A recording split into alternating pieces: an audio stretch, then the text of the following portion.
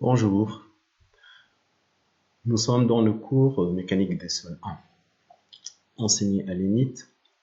Aujourd'hui, nous allons voir le chapitre 4 qui s'intitule Hydraulique des sols. Alors, ce chapitre, il va être composé d'une introduction. Ensuite, on introduira les propriétés hydrauliques des sols. Et nous verrons l'étude des écoulements permanents d'eau à travers un sol. On définira la poussée d'écoulement de l'eau, une application et une conclusion. Vous allez voir ce chapitre en deux parties séparées.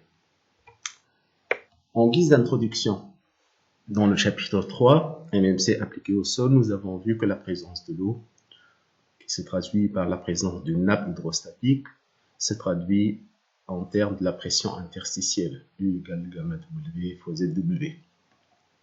Alors dans ce chapitre, l'eau, elle sera étudiée lorsqu'elle est en écoulement dans un sol. Pour traduire cet écoulement, on peut partir d'un exemple simple.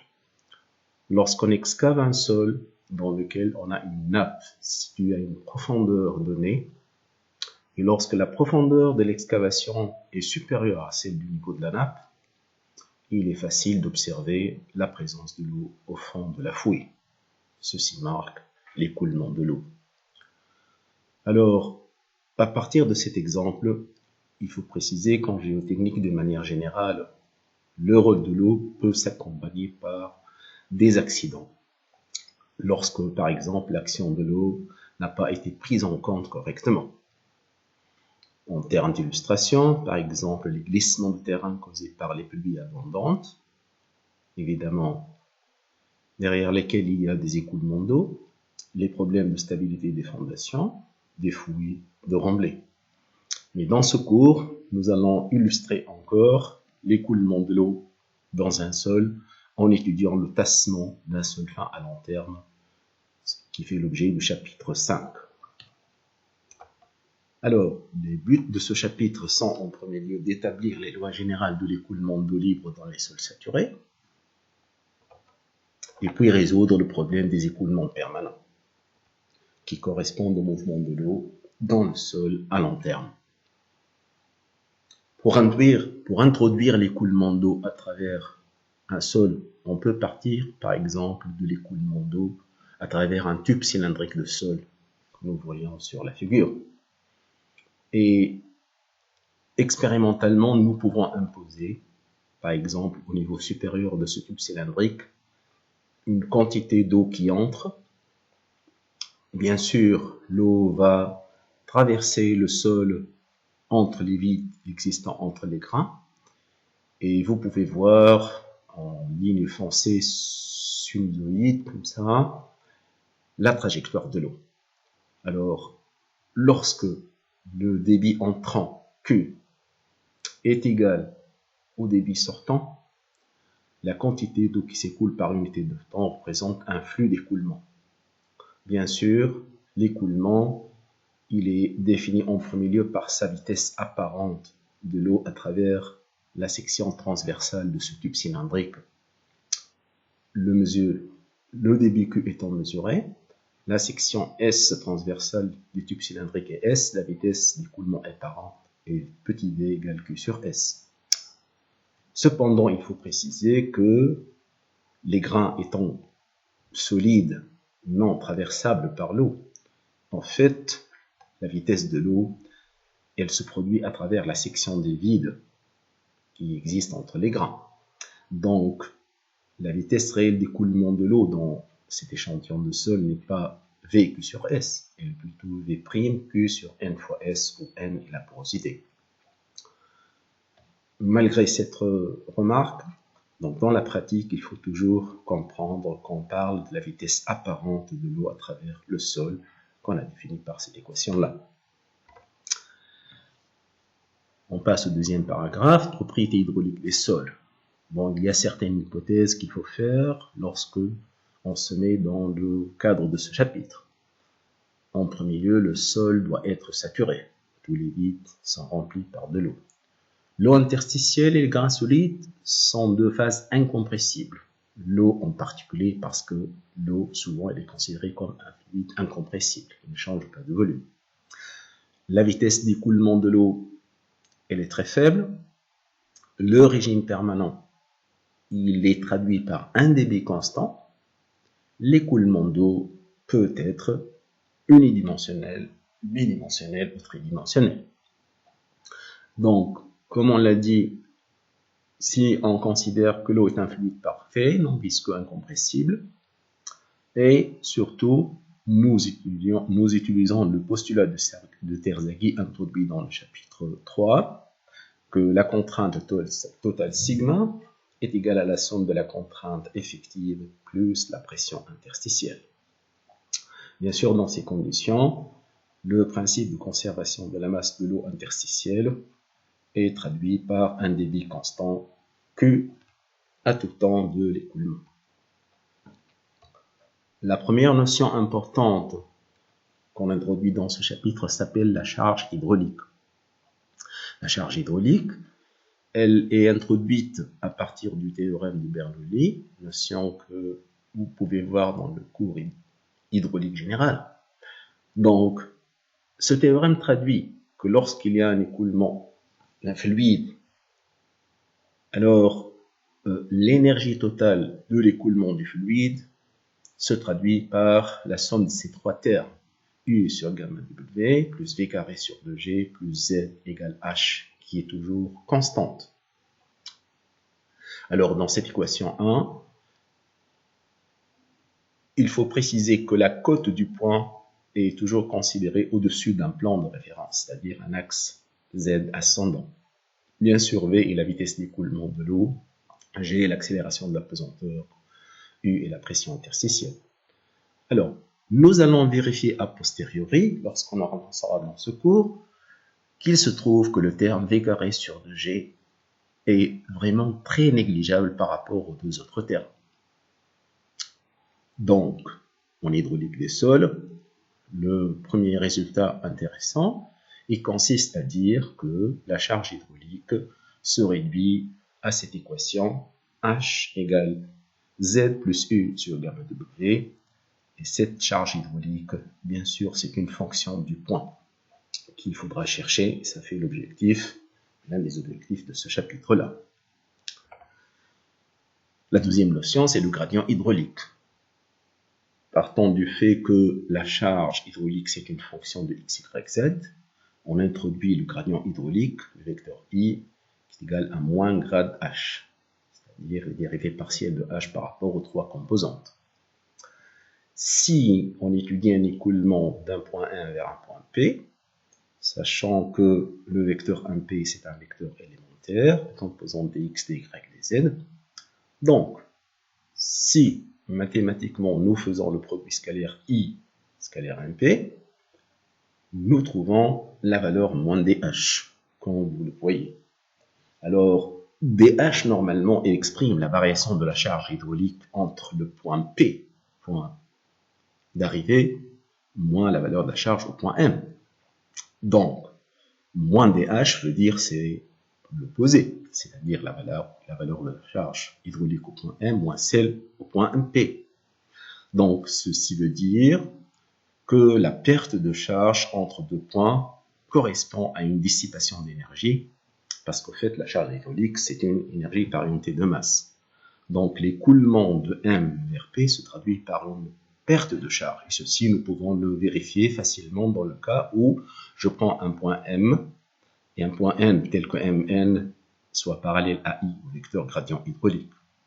Donc, à partir de la définition du produit scalaire, I, le gradient hydraulique, c'est une quantité qui doit être positive par définition du produit scalaire, et nous voyons que dH doit être négatif pour vérifier I positif. Alors, on voit très bien que moins dH égale Hn moins Hn, c'est une grandeur positive, et qui exprime que l'écoulement de M vers N se traduit par une perte de charge. Et lorsque cette différence est positive, ça veut dire qu'on met en évidence l'existence de l'écoulement.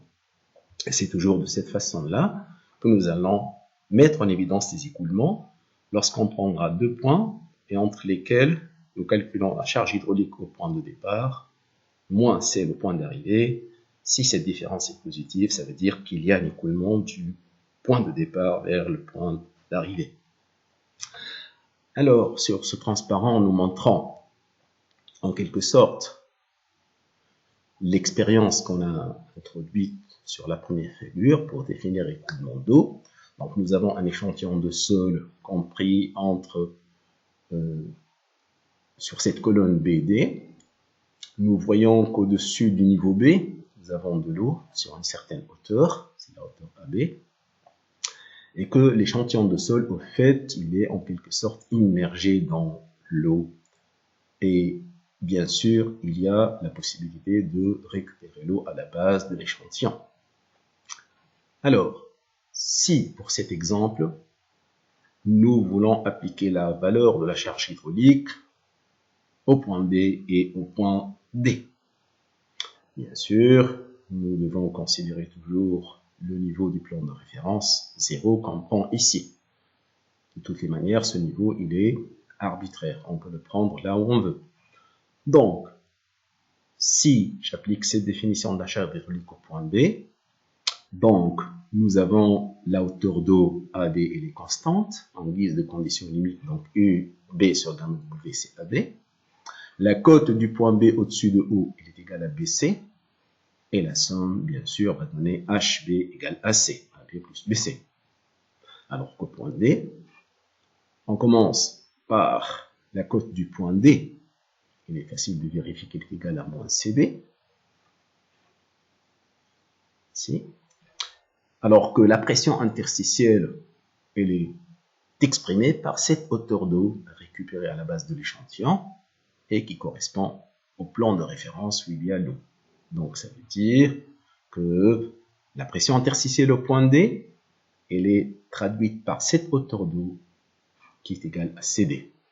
La somme va donner HD égale 0. Donc nous voyons que entre les points B et D de l'échantillon, HB moins HD égale AC, c'est une grandeur positive ou positive qui marque l'écoulement d'eau unidimensionnel, qu'on suppose unidimensionnel suivant la verticale. À partir de cet exemple, il est très facile de vérifier par la définition du gradient hydraulique HB moins HD AC sur BD. Ou bien tout simplement à partir de la définition moins DH sur DZ, et ce qui donne le même résultat. Bien sûr, le gradient hydraulique, dans ce cas, il est constant, il correspond à un écoulement uniforme. Expérimentalement, l'écoulement d'eau à travers un sol a été étudié par Darcy,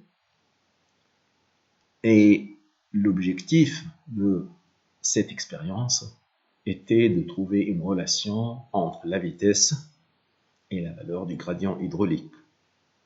Donc, les conditions de la loi de Darcy, les conditions expérimentales, sont à peu près ce qu'on a détaillé à travers les deux exemples.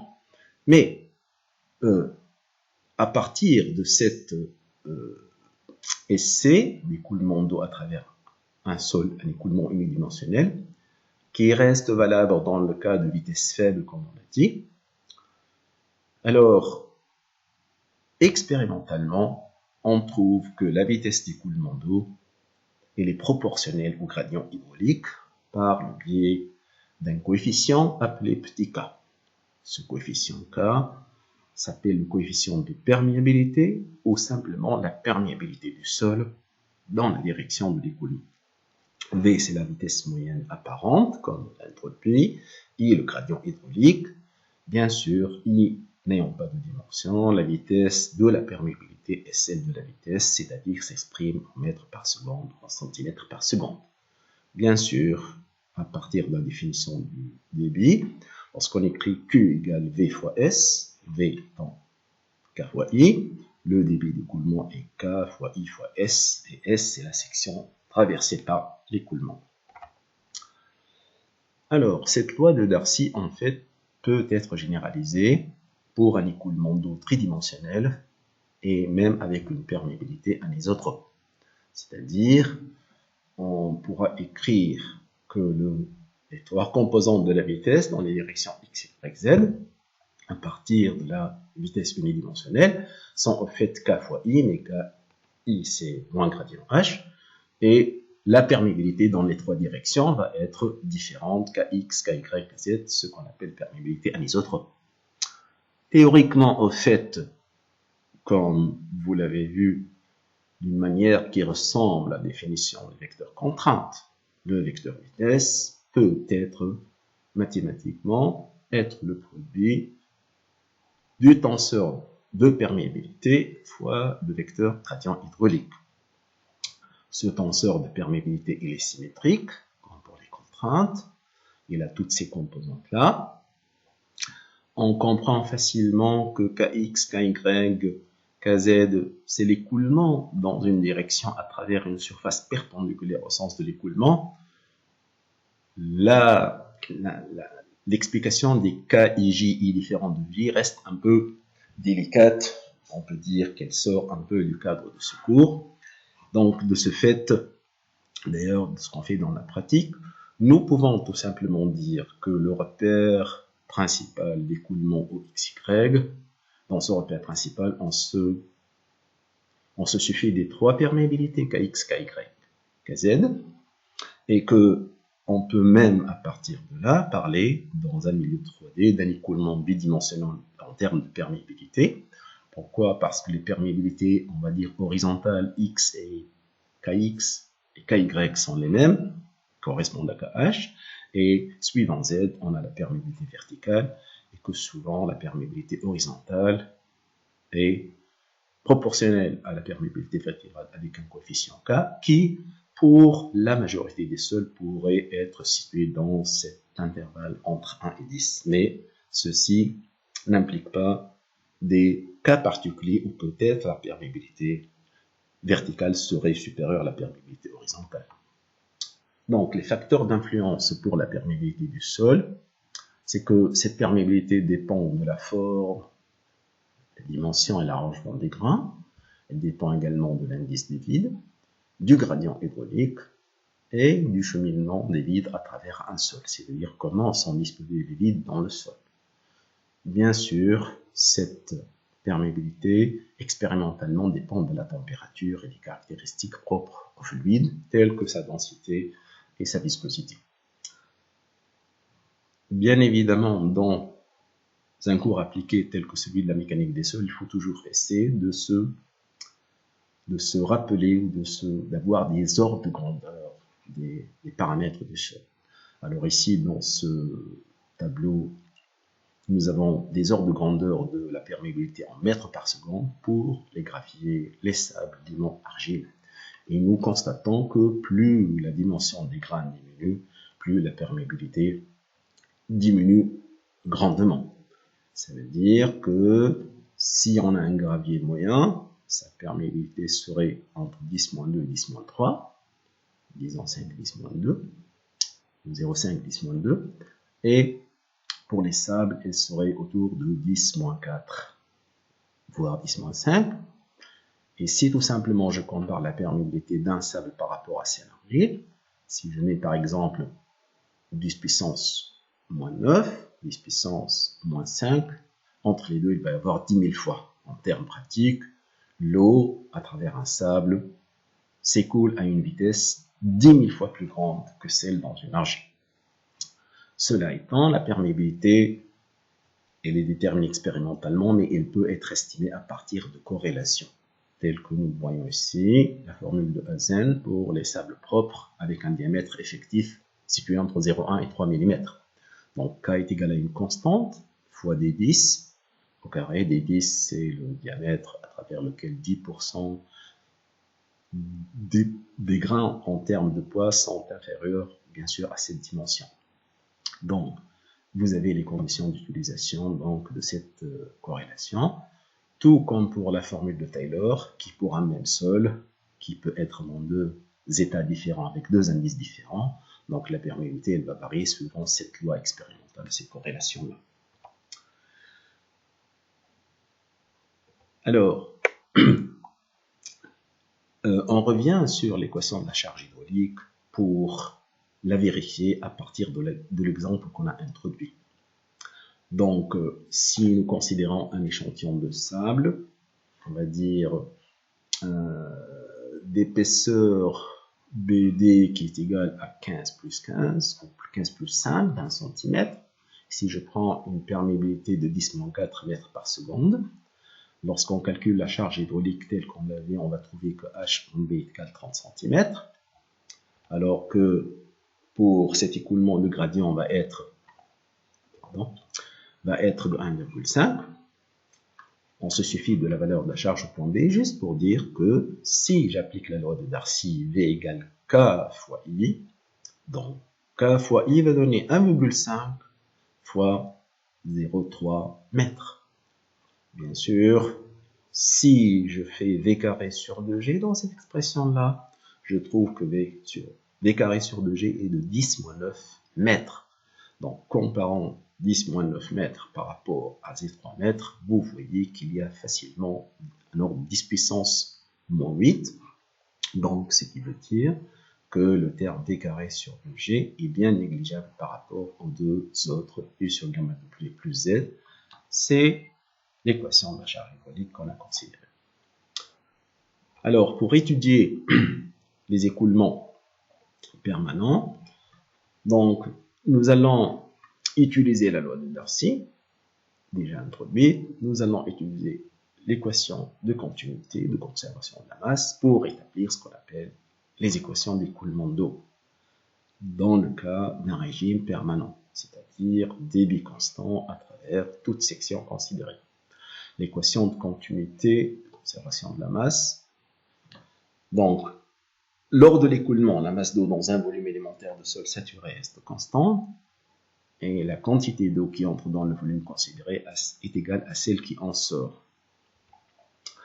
Donc, l'équation de continuité peut être représentée sur ce cube élémentaire, donc de dimension des x, des y, des z, et pour lequel le centre de gravité est désigné par le point M, nous connaissant la valeur de la vitesse, c'est-à-dire les trois composantes de la vitesse au point M, des x, des y, des z, par rapport à ce repère, comme vous le voyez. Donc ici, nous allons considérer l'écoulement dans une direction, par exemple y. L'eau, elle va entrer au niveau du point M'2, qui est en fait le centre de gravité de ce, on va dire, parallélépipède, des x, des z. Elle va passer de M'2 en M pour aller à M2, c'est-à-dire la direction d'écoulement suivant Y. Le même raisonnement va être fait pour la direction X en partant de M'1 vers M1 et pour Z en partant de M'3 vers M3. Donc, les vitesses de sortie de l'eau au point M1, M2 et M3 et les vitesses d'entrée à partir des points sur les faces parallèles correspondantes. Donc, si nous allons utiliser l'équation de conservation de la masse, à travers chacune des sections que nous allons considérer, par exemple, dy, dz, c'est la section qui est perpendiculaire à la direction x. Donc, si on considère que vx, c'est la vitesse de l'eau au point M, le centre de gravité, sachant que les deux faces parallèles en M'1 et M1 ont une longueur des x qui les sépare. Donc, nous faisons l'hypothèse que la vitesse varie au premier ordre près. C'est-à-dire qu'en M'1, puisqu'on fait une variation de moins dx sur 2, c'est la moitié de la dimension du cube dx. Et de l'autre côté, du côté positif, si on fait la même variation, donc on a la vitesse d'entrée en M'1 qui est Vx moins dvx sur dx, dx sur 2. En M1, c'est plutôt Vx plus la même quantité. Donc, de ce fait, si je calcule la différence entre les débits, vitesse d'entrée, moins vitesse de sortie plutôt, moins vitesse d'entrée fois la section SI, I bien sûr 1, 2, 3, correspondant à X, Y, Z, Donc, nous allons trouver ce terme-là, c'est-à-dire la différence des deux va faire disparaître des x, et la différence va donner 2 fois dx sur 2, ce qui donne ce terme-là. Multipliant la vitesse par la section, vous allez trouver ce terme-là. Donc, par le même raisonnement, nous allons continuer à dire la même chose, qu'il s'agisse de y ou de z. C'est-à-dire à travers la surface des x et des z, perpendiculaire à la direction y, nous allons trouver ce terme-là. Bien sûr, de la même manière pour z. Et bien sûr, si on fait la somme de ces quantités-là, c'est-à-dire tous les débits sortants moins les débits rentrants, on fait la somme de ces trois termes-là. Bien sûr, cette différence entre ces débits sortants et rentrants est nulle, ce qui donne cette quantité-là. Donc, on retrouve ici dx, dy, dz, c'est le volume élémentaire du cube, qui est positif, d'où cette équation se ramène à l'équation divergence V est égale à 0. Donc, tout ceci pour aboutir à ce qu'on appelle à l'équation de Laplace. Utilisant la loi de Darcy introduite sous cette forme-là, avec trois perméabilités différentes, anisotropes, d'une part, qu'on va mettre dans l'équation divergence V égale 0, qui traduit l'équation qu'on vient de trouver, c'est-à-dire cette équation-là, en substituant les valeurs de V ici, les composantes de V ici, nous allons trouver cette équation-là. Bien sûr, cette équation-là est écrite en termes de perméabilité anisotrope Kx, Y, Kz, fois chacune 2 à 2 la dérivée seconde de h par rapport à dx2 multiplié par kx, etc. pour ky et kz. Si la perméabilité est isotrope, nous voyons que l'équation se ramène à cette somme-là qui correspond à Laplacien h égale 0. Donc ici prend fin la présentation de la première partie de ce chapitre. Je vous remercie.